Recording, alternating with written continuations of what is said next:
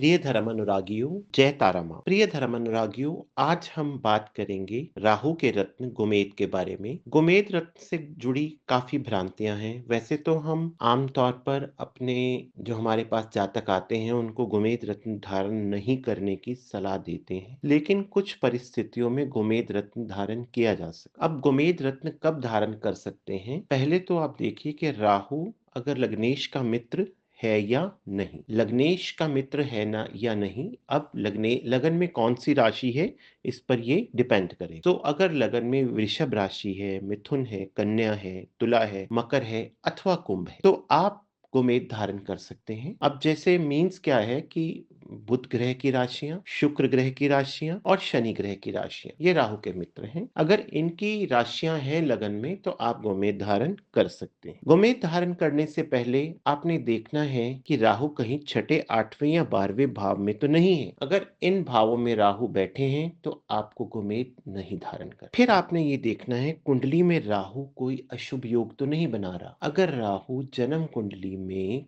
कोई अशुभ योग बना रहा है तो आपको गोमेद धारण नहीं करना है। फायदे के बजाय नुकसान हो सकता। अब राहु के गोमेद धारण करने के बारे में प्रश्न आता है कि किस धातु में धारण करें तो चांदी ठीक रहती है, और किस उंगली में धारण करें तो मध्यमा उंगली में धारण करें, यानी कि मिडिल फिंगर। और किस दिन धारण करें? शनिवार को सूर्य अस्त के बाद। रत्न धारण करने से पहले इसको जागृत करवा लीजिए। एक बात याद रखिए, रत्नों की प्राण प्रतिष्ठा नहीं होती, लेकिन इनको जागृत करवाया जाता है। और रत्न धारण करने के लाभ क्या है? अगर कोई आपका केस, कोर्ट केस अड़ा हुआ है, आपके काम अटक रहे हैं, आपका काम बड़ी देर से हो नहीं रहा है, कोई रोग है जो पता नहीं लग रहा है, तो इन कंडीशंस में आप डाल सकते हैं। इसको वकील भी धारण कर सकते हैं, पर कुंडली आपको दिखाना बहुत जरूरी है। ये धारण आप तभी करेंगे जब आपके लग्नेश का मित्र होगा। ये नहीं कि अगर आप वकील हैं तो आपने उठा के गोमेद धारण कर लिया, इसके फायदे के बजाय नुकसान हो। इस रत्न को धारण करने से पहले बहुत सावधानी से पूरे हॉरोस्कोप का एनालिसिस करना चाहिए। इवन टू नक्षत्र देखना चाहिए, किस